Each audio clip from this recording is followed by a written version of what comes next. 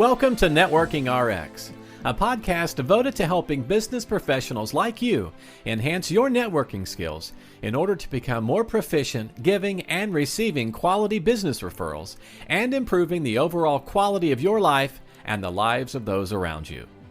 The Networking RX podcast is a production of AmSpirit Business Connections, an organization whose mission is to empower business success through networking. Welcome to the Networking RX podcast. I'm your host, Frank Agan, founder and president of AmSpirit Business Connections. Today, I have another wonderful guest on. As you know, from time to time, it's just me talking, sharing about ideas, insights on relationships, building professional networks. Occasionally, however, I'm interviewing subject matter experts, authors, speakers, thought leaders, social scientists, and they can also help us better understand how our relationships work and what we can be doing to make more productive use of them. Today on the program, I have Harlan Hammock. He is a sought-after business and leadership coach, executive mentor, and thought partner. He has over 20 years of management consulting experience in the areas of organizational change and business transformation. He's also the host of the popular The Courage to Lead podcast, where he interviews entrepreneurs and business types to talk to them about their leadership and the courage that goes into it. Harlan, welcome to the program. Thanks very much, Frank. Good to be here. Well, I guess give us the backstory, how you got to nobody went to college to podcast, at least nobody our age, right?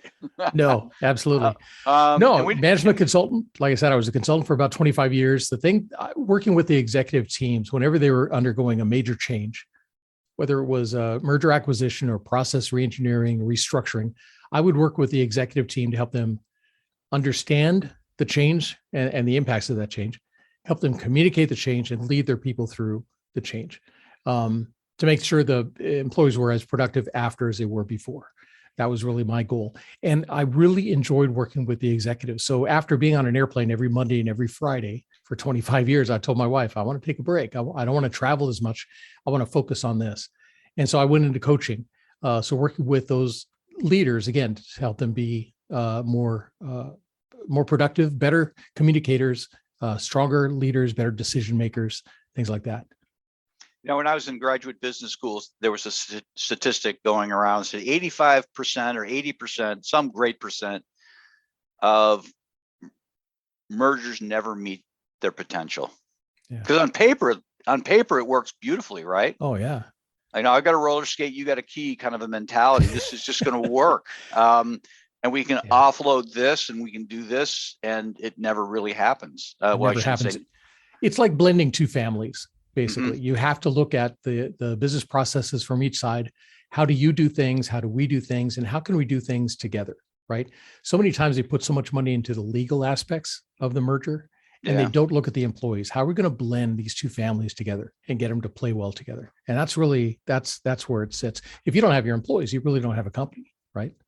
No, not at all. And the interesting thing about it is it's the aspect that you tackled as a management consultant is given the least amount of attention, but it is the area that has the least amount of, how do I want to put this? Well, let me put it in the reverse.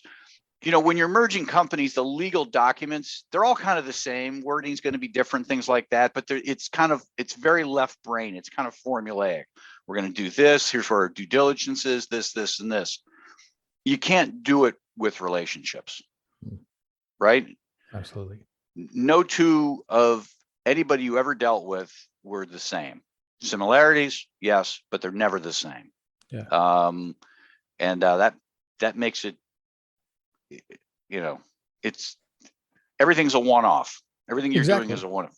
Exactly. Yeah. The employees you have in your company, the employees in the other company, you may have a company of type A personalities trying to blend in with the type B personalities, right? And that's always tough. You have to really understand who the players are and get them on the same page. Everybody says that, people hate change, but that's not really true. I don't believe that at all. We all change all the time. Sure. How many cell phones have you had in the last, 10, 15 years, right? Every one of those was a change, either a change in the provider, a change in the functionality of the phone itself. But you knew the risk going in, you knew the work you would have to do to learn this new phone. And once you understood that, you made the decision and you moved ahead. Same thing in business. If you explain to the employees, here's what we're doing, why we're doing it, what the benefits are going to be, what the risks are going to be, and why we're doing this, they'll follow you. They'll go along with you, right? The ones that don't want to, fine, let them go. You probably don't want them around anyway.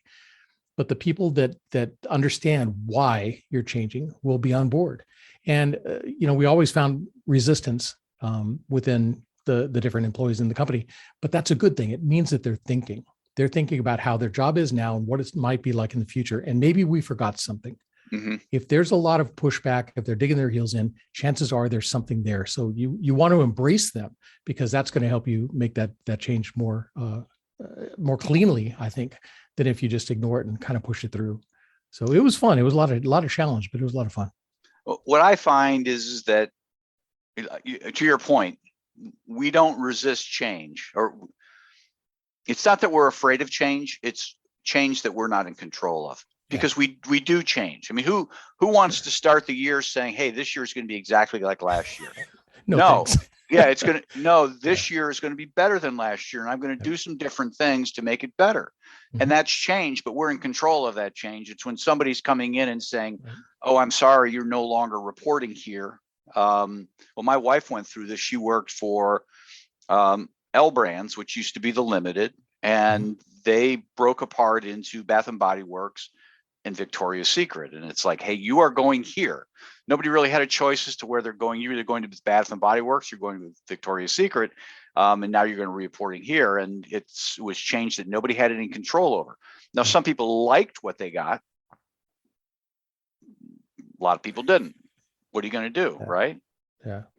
Yeah. That's what we always used to say is people don't mind change. They don't like being changed. Yeah. As long as you involve them in the process, explain to them what's going on and why, a lot of them will follow you. And if they don't, there's a reason for it, and you probably don't want them there in the first place. But if you can explain it to them, what we're doing and why we're doing it, so they can see that benefit, they can see the vision, they'll get on board with it. How do you, and I'm throwing around a term you put in some of your notes for me. How do you calm the chaos of it? Because it is scary as hell, isn't it? Yeah. Anytime you get a new boss, I mean, it can be an opportunity, or it can be, there's always going to be winners and losers. I, take my kids and they played soccer. You get a new coach. It's like, here's an opportunity for you. There's only a fixed amount of playing time in a game. So it's either you're getting more or you're getting less. How do you deal with that? It's the same thing in business. It's like, you're going to have a better situation or maybe not. Or maybe not. Yeah. You never know. If I'm working with the executive, to them, I try to tell them, don't come in and try to make major changes right off the bat. Get to know everybody, get the feel for things, right? And then involve the employees in the changes you want to make. Here's what I see. Here's where I'd like to take this group. How do we do that together? If I'm working with the employees, same thing. It's like, give this person a chance. They're brand new here. They're just getting their feet wet. They're as scared and nervous and anxious as you are. Give them a little break. Give them a little bit of, grace to let them come in and kind of get their feet wet and make some changes and stuff. Like I said, you don't want to come in and just change things, turn things upside down. You'll lose most of your good employees. Yeah. And I'm sure that's a hard thing for executives, because in their mind, they probably see things. And I'm thinking of myself, just even, being involved in not-for-profits and volunteering community organizations, walking in and you can kind of see the problems, hey, wait a minute here. We have two people doing the same job. We don't need to. Yeah. And that'll save us a bunch of money, but not knowing enough to know that, okay, each of these people is connected to some other player who's involved in the board or involved in the bigger picture. And you just can't on paper take them both out, or one, right. There are connecting implications to it. Exactly. Yeah. And that's what I'm saying. Take time to get to know the lay of the land. get to know the people and talk to them and have those conversations. We talked before we came on air that the conversations, the relationships you build with people are so critical. It's not just your coworkers, it's your upline, it's your peers, it's everything. And networking, those relationships are crucial to everything we do. Can you think of without names, a story of situation that went horribly wrong? And then I guess on the flip side, one that just went, you probably have more that went horribly wrong that really went well. We tried not to let them go horribly wrong, but in some situations our hands were kind of tied. We worked with one client up in the Boston area, and they were doing a major change. And we went in and said, okay, it's time to start communicating this change, let people know what's going on, why it's happening, and get their input. The guy said, I don't need their input. I'm the boss. They'll do what I tell them. It's like, okay, that sounds great. But if you don't involve them, if you don't get your top employees to feel like they still have some ownership here, still have some say in things, you're going to lose them. And he said, they will do what I tell them, or they will be on the outside looking in. And we said, okay, if that's the approach you want to take, here's our prediction. You're going to lose your top people because they know that they're valuable and they will go somewhere else with their skills. You'll lose the very bottom people because they're hanging on by their bare fingers right now. And that'll leave you with that mediocre middle, and everything's going to collapse on you. And he brushed us off. And sure enough, he pushed in this change, realized that a lot of his key employees could have saved him because he missed a lot of things. Had they been involved in it, they could have saved him and stuff like that. And he did. He lost his top employees. He lost a lot of the lower people. So he had that middle, and production fail, sales fail, everything. So he ended up getting fired. He was out of it. On the other hand, we've had other companies that have had major impacts on the way that they do business and the internal systems that run the business, everything like that. They made the switch over and actually put out communications to their customers saying, we're going through a major software implementation, to change the way we do business internally. And they got letters back saying, had you not told us, we never would have known that you were undergoing this change because everything was so seamless. It just all worked. No orders were dropped. All phone calls were returned, like they're supposed to. Everything was done. They said there's no interruption whatsoever to business. And if you do it right, if you engage the employees, talk to the employees, get their input, so you build a system that everybody can use. Right. They buy into it. They feel some sense of ownership in the company now. The company's changing, but they ask for my help with it. It's a lot better output. Well, obviously, if you're working, I shouldn't say obviously, but it seems to me when you're working with management and there's going to be this change,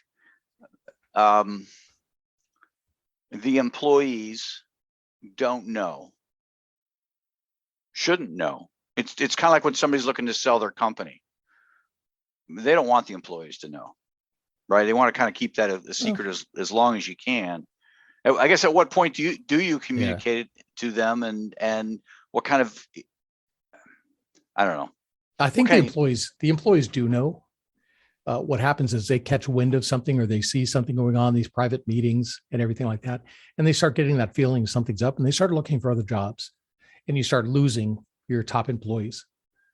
Rather than you make a decision for me, I'm going to make my own decision, and you'll lose those top employees. If that sale doesn't go through, the merger doesn't actually go through, now you've lost your top people. Yeah. I think anytime you're getting ready to make a change, if these people, almost every company says, oh, we're family. Well, you wouldn't just wake your family up one morning and say, hey, we're moving to Germany, right?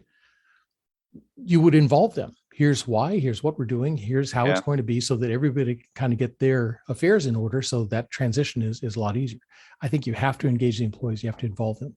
Plus, if you have some top employees, tenured employees that have been there for a while, they probably know the business better than a lot of the managers do. Involve them. Here's what we want to do. How can we do this as effectively as possible? Or if we want to make these improvements in our processes, what can we do? How do we do this? Because they probably know those processes better than you. So I think you have to involve the employees. You have to let them know. No, I totally agree. I guess the question is when and then what. And there's got to be flies in the ointment. There's got to be that person who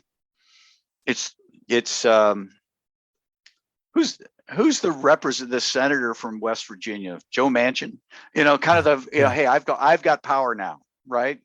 And I'm not trying to get political, but that's clearly what's, guy's got power. I'm just going to put my foot down. Yeah. And that's just part of the political process. But when it's a corporate type thing where somebody, you can't offload them, but it's really hard to kind of keep them too. Right. Yeah. What do you do? Yeah. Well, I'm working with clients right now that we're looking at their employees. We're going through and doing a quick assessment of each one of their employees to find out, do you have the right person in the right seat, right? Jim Collins said, you want the right person in the right seat, doing the right thing at the right time. They could be the best employee ever, right? But they're not working in their little zone of genius, the thing that they do best. Maybe they're like a natural born salesperson. They should be doing sales, instead of over here on a production line, let's say.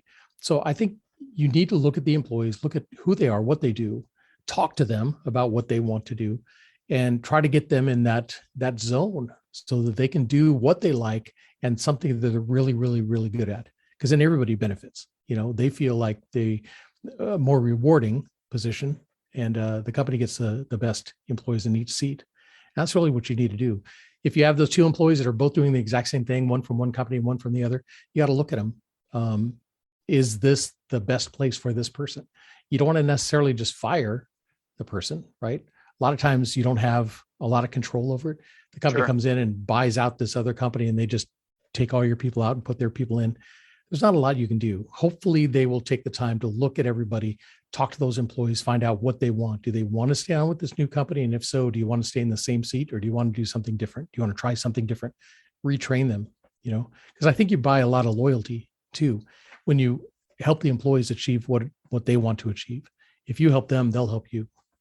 Well, and I think we're learning now in the environment we're in, the employment market, that having good people is not a given. And so you don't necessarily want to just say, okay, you've got a call center, we've got a call center, we only need one, flip a coin, we're getting rid of this call center, because there might be some real talent. And I'm just using call center as one example. It could be anything. Sure. It could be a sales staff. It could be marketing. It could be anything. And you want to kind of pick and choose. Yeah. To what extent, when you talk to executives, do you suggest they reach out to influencers in the organization? It's, you got your CEO, you got your VPs, but then there's, God, this is going to sound horribly sexist, but you've got Betty and you got Betty and the admin staff who really kind of, and I think of this because the accounting firm I worked for, there were some admin people who they were well paid, but they had more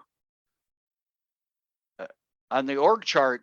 They were really nothing, but if you read through the org chart based on influence, there was something to be said for these people. Always. I can't tell you how many times we walked into, a big meeting where they were starting to, like the town hall meeting, they're starting to roll out, here's what we're doing. Here's what we're getting ready to do over the next few months. This is what's going to happen. While the executives were up making their presentation, we were around the perimeter watching the people. Because you had that one person that was sitting there, and if they smiled, everybody else smiled. Yeah. If they shook their head no, everybody else sat back, crossed their arms. You could see that person was the influencer. That's the one who really had everybody's ear. If they're happy with what's happening, I'm comfortable, because they've been here longer. They're better connected. So we would always look for those employees and make sure that we had them on our side. We would reach out to them and say, hey, I noticed during the meeting you weren't too happy. What are we missing? What can we do differently? How can we present this to where it makes sense to everybody? And a lot of times they came up with things, like I said, either we didn't think of or we were slightly off. And that's what was, kind of throwing them. We had one guy that dug his heels in. He said, this is going to be the worst failure ever to hit this company. It's like, how, right? The arrogance comes out. It's like, oh, come on. We're professionals. We do this all the time. What are you talking about? And he goes, did you take into account this or this or this? And I looked at the other people at our team and I go, did you guys know about this? They said, we never knew they did that. So somebody didn't ask the right questions. Yeah. We got this guy in, sat him down, talked it through. What do we need to do? How, and everything like that. And it saved us absolutely saved us. But you have to involve the employees. They know the business, and if they're doing these things on a day-to-day basis, they probably have thoughts in their own mind of how they can improve, processes and things like that. Talk to them. Okay. Let's shift gears here a little bit as we kind of wind down. We obviously have the podcast. You got the consulting business. What, who are you looking to meet? Who are you looking to talk to on your podcast? How can a listening audience, connect you or connect with you to help move you forward and maybe move them forward too? Oh, absolutely. No, the podcast has been amazing. I'm just starting in my second year in the podcast, The Courage to Lead. And it's all about the courage and leadership. What does it take to be a courageous leader? What does it mean to be a courageous leader? Where do you find the courage to stop the 9 to 5 to start your own business, right? Where do you get the courage to come back after a divorce or a bankruptcy or something like that? I've talked to some amazing people that have really shown, hey, even though I stumbled, even though I fell, I was able to get back up and be successful. And that's my goal, is to talk to people that have those great stories. There are some authors out there I would love to be introduced to have them on the podcast. There are other podcasters, other media folks that I would love to get on the podcast to talk to them. So yeah, if anybody that listens to the podcast, if they have any suggestions on who I could have on, I would love to connect with them. Okay, great. Types of clients, you do workshops, one-on-one? Is it my coaching? I do mainly one-to-one. Okay. I do have a group coaching mastermind group that I'm working right now. I'm also working with a client with their entire leadership team. I don't know if you're familiar with the EOS process. I am not certified in EOS yet. That's on the horizon. I want to do that, but I'm working with them to implement the EOS system in their business. And I love the structure of it. I love the simplicity of it. But it helps them kind of build that structure that they need to make their business more ready for growth, right? And stability and everything. So I'm doing a lot of work with that. Those are the books that I've been reading, a lot of the EOS related books by Gino Wickman. But yeah, working with a lot of contractors and trade skills. So roofers, electricians, builders, HVAC people. A lot of those guys started their business because they were really technically good at what they do. A lot of them don't know how to run a business. So they're struggling, the numbers, how to read their financial statements, how to hire and retain great employees, things like that. They're struggling with those things. I like to come in and help them, rather than just focusing in on the hands-on. Let's look at how you can grow your business, get it stabilized. I have that program, Ditch the Chaos. 3 simple things: simplify, strategize, and systematize. Simplify. Don't try to be everything to everybody. Focus on what you do, who you do it for, and why. Focus on the things that you're really good at. We talked about the zone of genius. If there's something you really do, stick with that. Don't try to do everything, all the shiny squirrels running around. Don't follow, your competitors. If this is what you're really good at, be excellent at that and focus on that. Strategies. There are a lot of different strategies to achieve. If you need a strategy for hiring and retaining great employees, if you need a strategy for improving your profit margins, there are strategies you can implement. And then systems. You want to put systems in your business. Systems are like recipes. If you follow the system, you have an expected and measurable output. You want to make sure you systematize your business so that it's measurable, it's repeatable, sustainable, and scalable. If you can do those 3 things, simplify, strategize, systematize, you'll ditch the chaos for good and be able to regain control of your business. And that's what I try to help businesses do. Yeah, I think it's a common theme that the technician wants to go out on their own, but struggles with the business end. I shouldn't say nobody. Very few people have gone out and said, "I'm really good at business. I think I'll be a plumber." Right? Right. They don't do that. It's always the person. I'm really good at plumbing, and I've got all the tools, and I'm just using plumbing as one example. Sure. I'm gonna have a business. Oh, yeah. I don't know how to quote. I don't know how to do this. I don't know how to do that. And that happens. They have worked for somebody that they kind of follow that pattern and start doing the same things they did. Well, if they were flawed, you just duplicated that. Yeah. Get with somebody, find a mentor, find somebody, a business coach or something like that to look at the business, help you put out that foundation in place so that you can focus on growing the business while your employees, continue to work the business. Sounds great. Harlan, thanks for your time today. I really appreciate you appearing here on the Networking RX. Absolutely. No, I've had a lot of fun, and I'm looking forward to having you on the podcast, Courage to Lead. Absolutely. Thanks. All right. Thank you, Frank. Thanks for joining us on the Networking RX podcast. Please put what you've learned into action today and let us know if you have questions, comments, or ideas for future topics. You can email them to us at podcast@amspirit.com. That's AmSpirit.com. Finally, so you never miss an episode, be sure to subscribe to the Networking RX podcast through iTunes, Overcast, or however you receive your podcasts. Now get out and network with someone. The Networking RX podcast is the copyright production of AmSpirit Business Connection. All rights reserved.